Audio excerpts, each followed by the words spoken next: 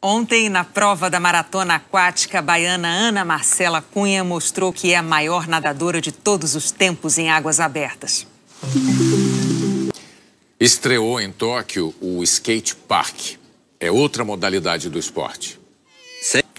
Um atleta canadense, o mais provável sucessor do jamaicano Usain Bolt, conquistou a medalha de ouro nos 200 metros rasos.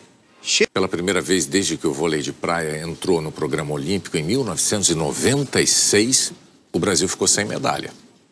Segue na liderança a China, com 32 ouros. Os Estados Unidos têm 25, o Japão 21 e a Grã-Bretanha 15 medalhas douradas. O Brasil é o 16º no quadro, com 4 de ouro, 3 de prata e 8 de bronze. E essa noite olímpica vai começar logo depois do Jornal da Globo. A partir de meia-noite, Darlan Romani disputa a final do arremesso de peso. 00:30, começa a final masculina da modalidade park do skate. À 1h, a seleção masculina de vôlei enfrenta os russos por uma vaga na final.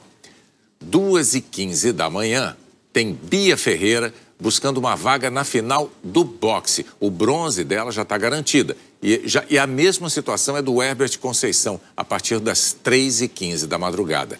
A marcha atlética é às 4h30. Vamos ver agora a previsão do tempo para os próximos dias? Oi, Anne Lotterman, boa noite. Oi, Renata. Boa noite para você, para o Bonner. Boa noite a todos. O frio perde um pouco de força ainda essa semana. Para quem está com saudade do calor, olha só.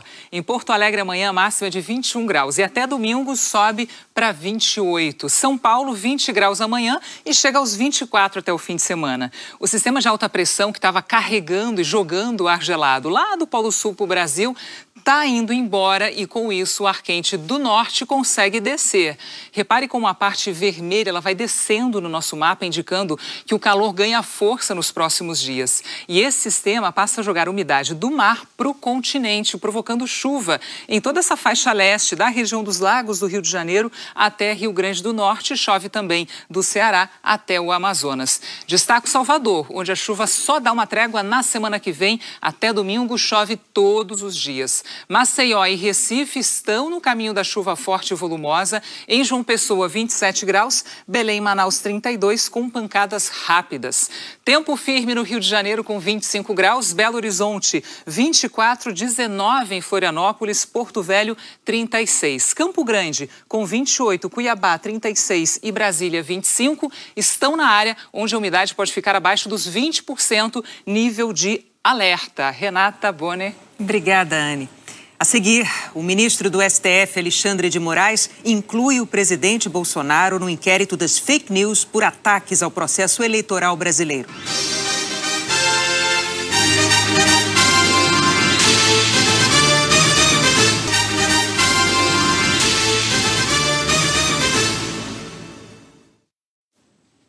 O ministro do STF, Alexandre de Moraes, determinou a inclusão do presidente Jair Bolsonaro como investigado no inquérito das fake news por ataques ao sistema eleitoral.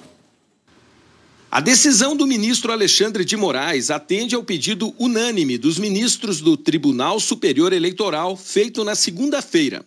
No despacho de hoje, Moraes afirma que o Supremo já tem 2 investigações para apurar a atuação de uma suposta organização criminosa, com forte atuação digital, com a intenção de disseminar informações falsas e ameaçar instituições, incluindo o Supremo Tribunal Federal. Segundo as investigações, além de integrantes do chamado Gabinete do Ódio, o grupo conta com a atuação de filhos do presidente, de apoiadores e de parlamentares, e tem o objetivo de desestabilizar a democracia.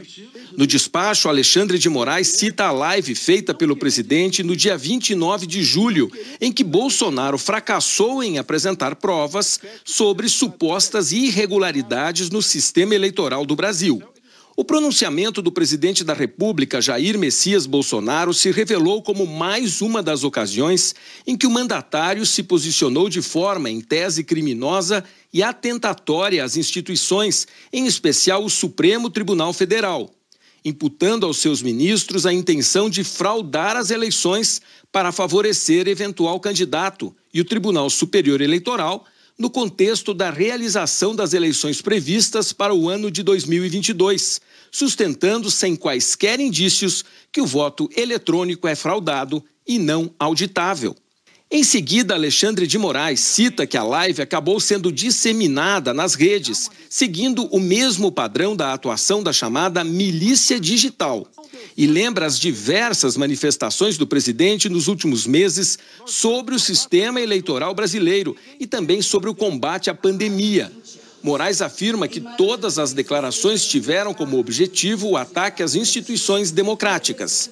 Segundo Moraes, tudo fundado em ilações reconhecidamente falsas, utilizadas para fomentar ataques aos integrantes das instituições constitucionalmente previstas para o balanceamento do regime democrático, a autonomia e a responsabilidade de todos os entes da federação quanto a medidas necessárias à proteção da vida e saúde da população. E agora, a realização de eleições livres, isentas de fraudes e com resultado historicamente reconhecido por todos os eleitores.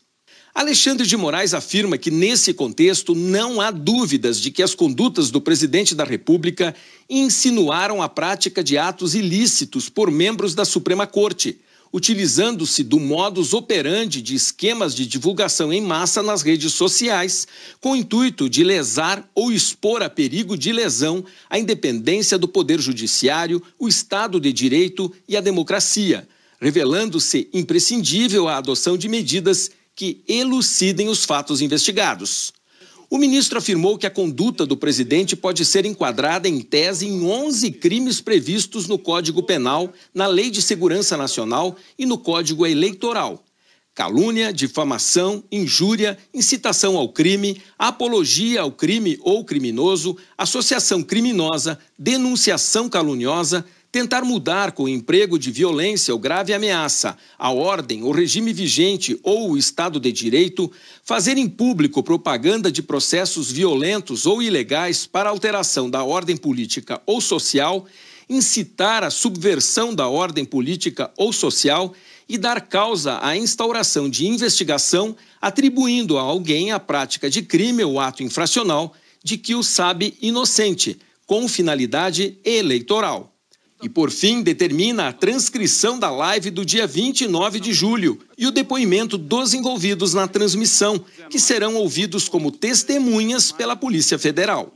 Entre eles, o do ministro da Justiça, Anderson Torres, que comanda a PF. Esse é o terceiro inquérito no Supremo que inclui o presidente. Ele já é investigado pela suposta interferência política na Polícia Federal e por prevaricação no caso Covaxin. Já o Tribunal Superior Eleitoral abriu na segunda-feira um inquérito administrativo que vai investigar os ataques do presidente ao sistema eleitoral brasileiro. Em outra ação, a ministra Carmen Lúcia analisa o pedido de partidos políticos para que Bolsonaro seja investigado por ter usado a EBC, televisão estatal, para transmitir a live do dia 29. A ministra pediu um parecer da Procuradoria-Geral da República antes de tomar uma decisão. Mas no despacho, Carmen Lúcia adiantou que a live pode, em tese, configurar crime, mais especificamente de natureza eleitoral, utilização ilegal de bens públicos, atentados contra a independência de poderes da República. Em outra frente, Bolsonaro respondeu com atraso de um dia à determinação do ministro Luiz Felipe Salomão do Tribunal Superior Eleitoral para se manifestar sobre as acusações que tem feito ao sistema de votação brasileiro. Na resposta enviada ontem, mais uma vez, Bolsonaro não apresentou provas de fraudes nem de irregularidades.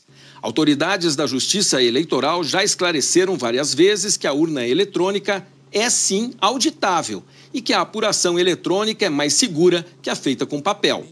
Hoje o ministro Luiz Felipe Salomão pediu a Alexandre de Moraes que compartilhe com a Justiça Eleitoral provas que tenham alguma ligação com investigações da chapa formada por Jair Bolsonaro e Hamilton Mourão nas eleições de 2018.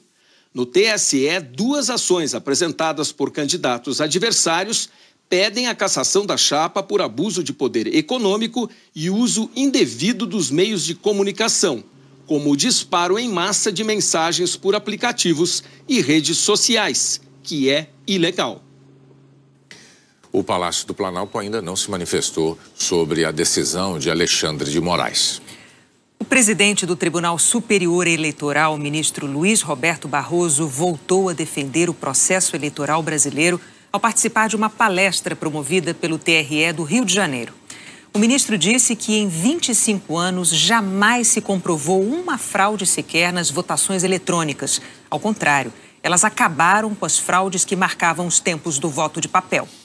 Luiz Roberto Barroso fez também uma defesa enfática da democracia e lançou um alerta sobre o modo de ataque a regimes democráticos mais comum atualmente. É aquele perpetrado por pessoas que se elegem pelas regras da democracia, mas que, ao alcançarem o poder, destroem os pilares dela para aniquilar qualquer forma de oposição democrática.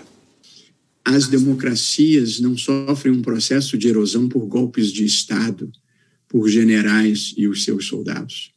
A erosão democrática que se assiste no mundo hoje, ela é liderada por agentes políticos eleitos pelo voto popular, como presidentes e como primeiros ministros.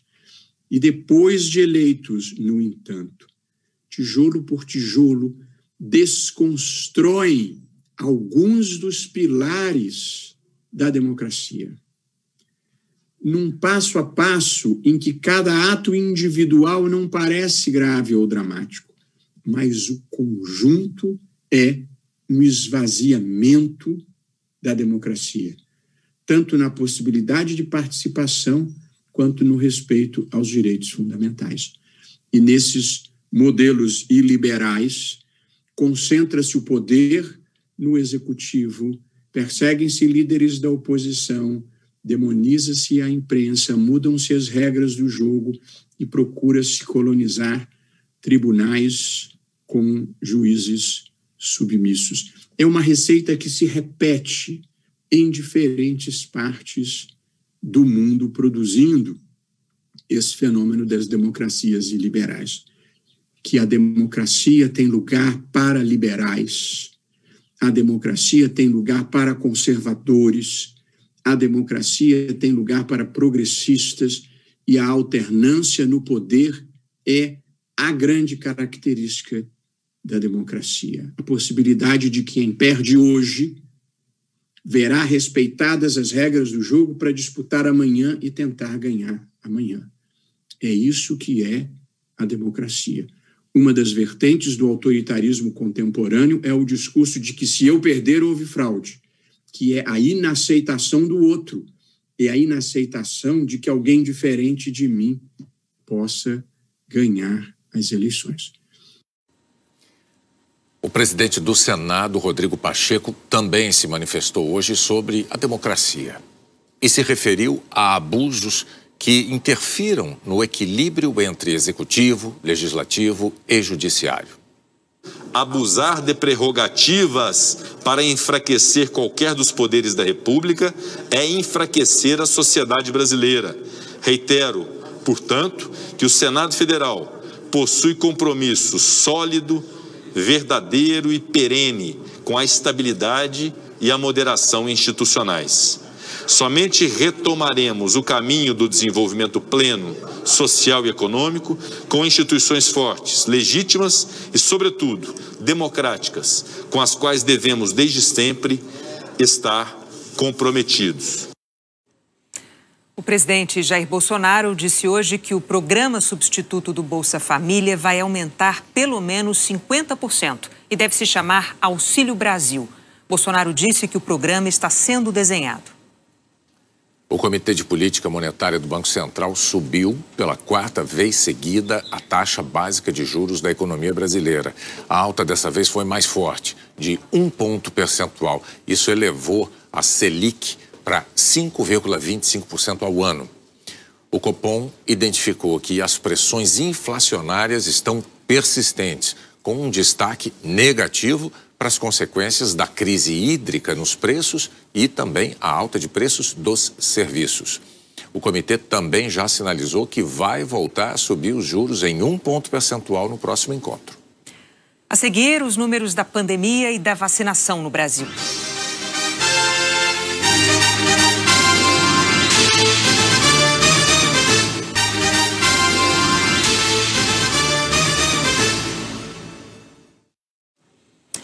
Polícia Civil de São Paulo concluiu o inquérito sobre uma suposta fraude do advogado da família Bolsonaro, Frederic Wassef, por registrar como escritório de advocacia a casa onde ele abrigou Fabrício Queiroz. O delegado concluiu que não havia indícios suficientes de falsidade ideológica. A pedido do Ministério Público, a juíza responsável pelo caso determinou que o inquérito retorne para a delegacia por mais 60 dias para novas investigações. O advogado Frederic Wassef nega ter cometido irregularidades. A CPI da Covid ouviu mais um depoimento de um personagem envolvido na negociação de vacinas da Davat. O ex-assessor do Ministério da Saúde, Coronel Blanco, negou o pedido de propina. O coronel Marcelo Blanco trabalhou de maio de 2020 a janeiro deste ano, subordinado ao então diretor de logística, Roberto Dias. Blanco fez parte do grupo de militares levados ao Ministério da Saúde pelo ex-ministro Eduardo Pazuello. Um mês depois de deixar o cargo, ele participou do jantar em Brasília, no qual o cabo da PM, Luiz Dominguete, disse ter recebido de Roberto Dias o pedido de propina de $1 por dose para levar adiante a negociação da venda de 400 milhões de vacinas da AstraZeneca ao governo federal. Dias admitiu o encontro, mas negou o pedido de propina. O coronel Blanco disse que o interesse dele era no mercado privado. O meu intuito em relação ao senhor Dominguete se restringia ao desenvolvimento de um possível mercado de vacinas para o segmento privado, assunto que estava em discussão na sociedade civil por meio de interesse de grandes grupos econômicos brasileiros e das propostas de regulamentação no Congresso Nacional. Mas os senadores contestaram. O relator Renan Calheiros, do MDB, ressaltou que em fevereiro deste ano sequer tramitava no Congresso o projeto de lei para autorizar a iniciativa privada a negociar vacinas. Sem querer interromper o depoente, mas é importante deixar claro que essa atividade de venda de vacina para o setor privado na oportunidade era uma atividade irregular, absolutamente irregular, porque sequer a lei autorizando tinha sido aprovada no Congresso Nacional. No depoimento, o coronel Blanco disse que o jantar, quando o suposto pedido de propina teria sido feito, foi acertado por ele, com Dominguete, sem o conhecimento de Roberto Dias. Ele negou que o ex-diretor tenha pedido propina. Houve pedido de propina por Roberto Também Dias? não, senhor. O presidente da CPI, Omar Aziz, do PSD, criticou o acesso que Dominguete e outras pessoas ligadas a ele tiveram ao Ministério da Saúde. A tropa de choque insistiu na tese de que o governo não levou adiante o negócio. O governo federal comprou 200 milhões de doses da Pfizer. É bom que as pessoas que estão nos assistindo saibam disso. Eu concordo com Vossa Excelência. Uma série de picaretas, de oportunistas, de aproveitadores tentaram fazer negociatas no Ministério da Saúde. Mas é importante dizer que nenhum desses picaretas conseguiram. Senadores de oposição reforçaram que, apesar de o governo não ter fechado o contrato, as negociações foram intensas. O senador Alessandro Vieira mostrou que Blanco e Dominguete trocaram 108 ligações em 30 dias. 64 delas partiram do coronel. Blanco disse que as ligações foram para discutir a venda de vacinas para a iniciativa privada. Mas mensagens obtidas pela CPI apontam que Marcelo Blanco e Dominguete, no dia seguinte ao jantar, trataram da venda de vacinas ao governo. Logo pela manhã, Dominguete encaminhou diversos documentos ao coronel, inclusive a proposta comercial de venda de 400 milhões de doses da AstraZeneca pela Davat ao Ministério da Saúde. Depois de encaminhar o documento, Dominguete diz: essa é a proposta comercial, 400 milhões de doses. E completa: a operação está bem segura. Eles continuam conversando sobre a agenda do intermediário com Roberto Dias. Até que às 3h44 da tarde, Dominguete avisa: estou em uma sala aguardando. E o coronel Blanco dá um ok. O senador Alessandro Vieira foi duro ao apontar que assim que saiu do ministério, o coronel abriu a empresa Valorem. E apenas uma semana depois do jantar em Brasília com Dominguete e Dias, Marcelo Blanco fez uma alteração contratual na empresa para poder negociar vacinas e medicamentos. O senhor tem a cara de pau de vir para essa CPI para se apresentar como uma pessoa que de boa vontade apenas fez uma interface, que recebeu um contato de um amigo coronel Esse amigo coronel lhe pediu, através de, enfim, alguma simpatia, que abrisse as portas para o Dominguete e daí para diante nada acontece com sua participação. É zombar da inteligência das pessoas. É zombar. A China registrou 71 novos casos de Covid por transmissão doméstica nas últimas 24 horas. É o maior número desde 30 de janeiro. O governo chinês decidiu restringir as viagens ao exterior e vacinar adolescentes. Hoje, o mundo ultrapassou os 200 milhões de casos registrados de Covid desde o início da pandemia.